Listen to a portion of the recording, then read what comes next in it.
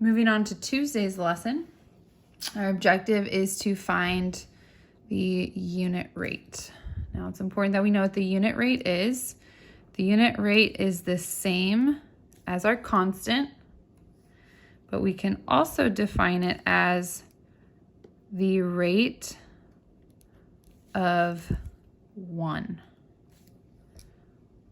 The rate of 1. So if we're looking at this example of Nick's fitness test. So Nick did 78 sit-ups in 2 minutes. We're trying to figure out the unit rate or the rate of 1. So how many of these sit-ups does he do in 1 minute? So this would be sit-ups per 1 minute.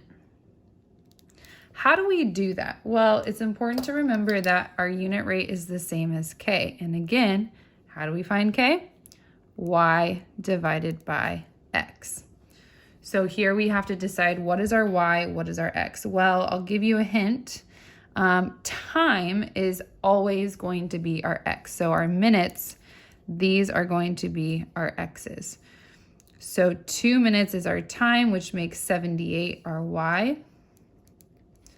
And our Y is often called our dependent variable, which means it depends on X. So that however many sit-ups Nick does depends on how much time he has to complete them. So our Y and our X. So if we do Y divided by X, or 78 divided by 2, let's see, I'm using my phone to record. So that would be 39. 78 divided by 2 is 39. So that would be 39 sit-ups per 1 minute. Let's move on to the second one. He also does 42 push-ups in 3 minutes. So what I'm going to do is decide what's my X, what's my Y. Well, I already told you that the minutes is X, time is our X, and Y is dependent on X. Our push-ups depends on how much time we have to do it. So our 42 is Y, and since I don't have a calculator on me, we get to do this old school. 42 divided by 3. 3 goes into 4 one time. Bring down the 2. 3 goes into 12 4 times evenly. So 42 divided by 3 is 14, which means that Nick does 14 push-ups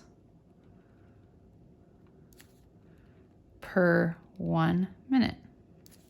Again, unit rate is the rate of 1. We find unit rate, or K, by Y divided by X. So 42 divided by 3 is 14. So 14 push-ups per 1 minute. Last one are jumping jacks. He does 40 jumping jacks in 1 minute. Again, our time is our X, and 40 would be our Y, because however many jumping jacks he does depends on how much time he has to do them. So we'll take our Y divided by X, 40 divided by 1. That one's super easy, 40. So 40 jumping jacks per minute. That one didn't really change at all. Per 1 minute, because it's literally the same thing.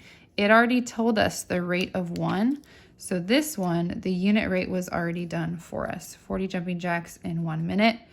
Anytime we have the rate of 1, that is our unit rate.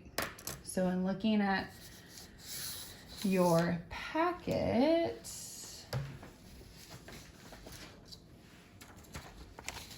you'll see questions 16, 17, 18, and 19.